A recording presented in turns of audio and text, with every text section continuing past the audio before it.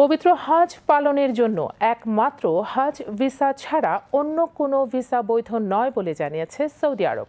দেশের বাইরে থেকে আগত মুসল্লিদের জন্য এই নিয়ম প্রযোজ্য হবে জানিয়েছে দেশটির হজ ও উমরা মন্ত্রণালয়। এক বিবৃতিতে মন্ত্রণালয় জানায়, হজ পালনের জন্য সরকারিভাবে অনুমোদিত একমাত্র উপায় হল হজ ভিসা। সৌদি গেজেটের এক প্রতিবেদনে জানানো হয়, ভ্রমণের জন্য ব্যবহৃত ভিজিট ভিসা, ট্রানজিট ভিসা, উমরা ভিসা কিংবা ট্যুরিস্ট ভিসা দিয়ে কেউ হজের আনুষ্ঠানিকতায় অংশ নিতে পারবেন না।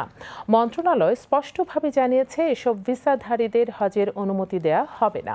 সৌদি আরবের ভেতরে বসবাসরত নাগরিক এবং প্রবাসীদের নুসুক অ্যাপ্লিকেশনের মাধ্যমে বুকিং প্রক্রিয়া সম্পন্ন করে হজের অনুমতিপত্র বা পারমিট সংগ্রহ করতে হবে।